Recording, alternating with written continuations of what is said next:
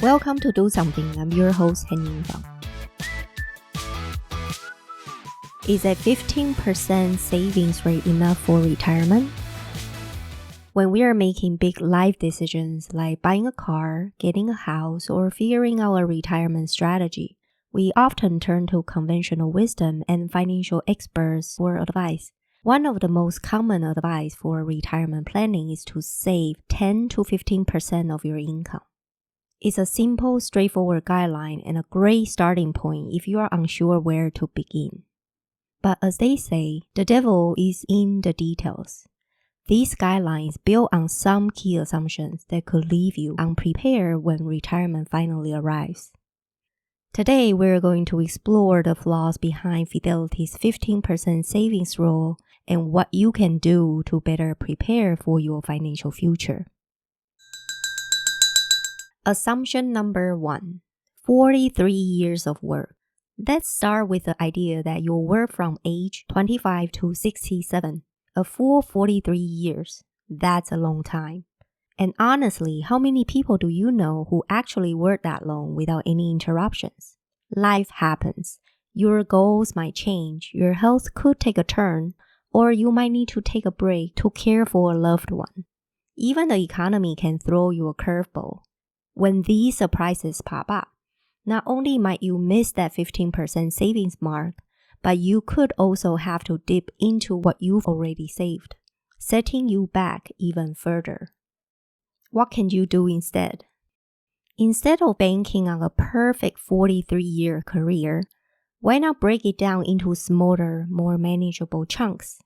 Focus on the next 3 to 5 years and see if you can push your savings rate higher. Maybe 20%, 30%, or more. Personal finance is like a feedback loop. The more progress you see, the more motivated you'll be to keep going. As you hit your goals, your confidence will grow, and so will your savings.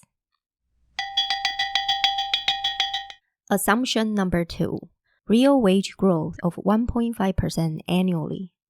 Fidelity's model also assumes that your real wage, which is what you earn after adjusting for inflation, will grow by 1.5% annually over those 43 years. The idea is that this growth will almost double your real wage, real income, by the time you retire. Sounds good on paper, right? But in reality, this isn't always the case. With rapid changes in technology, globalization, and shifting demands, some jobs are seeing a decline in real wages. Take teachers in the US, for example. Their salaries have decreased by about 5% over the past decade when adjusted for inflation. So what can you do? Keep learning, keep growing, stay curious and adaptable. The more you invest in yourself, whether it's by mastering your current job or picking up new skills, the better position you will be to navigate whatever changes come your way. Plus, it could open doors to new opportunities you hadn't even considered. Another big assumption, that your retirement savings will cover 45% of your pre-retirement income, with the rest coming from Social Security, pension, or other sources. According to Fidelity's analysis, most people will need somewhere between 55% to 80% of their pre-retirement income to maintain their lifestyle, depending on their salary range between $50,000 and $300,000. But here's the thing. If you're earning around $50,000 a year, you might actually need closer to 80% of your pre-retirement income to keep up the same lifestyle. And if your salary is lower than that, or if you don't have other income sources, you might not have enough to get by comfortably. To avoid that situation, focus on boosting both your income and your savings rate. If you're making $50,000 or less, it might be time to upskill, start a side hustle, or find creative ways to earn more. At the same time, look for ways to live more frugally. Every dollar saved today is a dollar that can help secure your future. Assumption number 4, savings will last until age 93.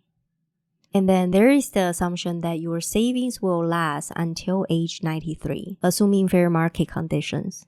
While the average life expectancy in the US might be around 76 years, many people live well into their 90s or even beyond 100.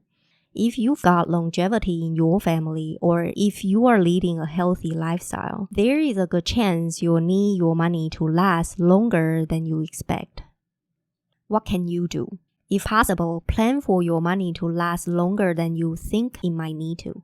Aim to have enough saved to last until you are 100 or even 125.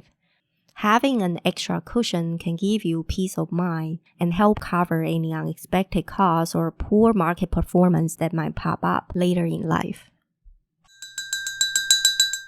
Assumption number 5, drawing down your principal. Finally, there is the idea that you will spend down your savings during retirement, aiming to have just enough to last until the end.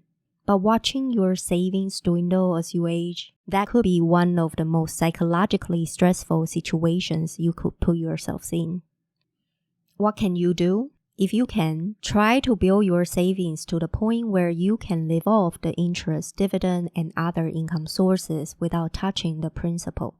Imagine the relief of knowing your nest egg is intact, no matter what. Plus, if you don't have to rely as heavily on Social Security, you are in a much stronger position to retire on your own terms. To recap, conventional wisdom advises us to save 10 to 15% of our income for retirement. But that advice is built on a lot of assumptions. Today, we explore 5 key assumptions behind Fidelity's 15% recommendation. So, is a 15% savings rate enough for retirement? For some, maybe, but for most of us, it's not that simple. Life is unpredictable, and your retirement plan should be ready for whatever comes your way. I encourage you to challenge conventional wisdom, save more when you can, continually upgrade your skills to boost your income, and plan for more than just enough. If you like the episode, subscribe and leave a comment. Until next time.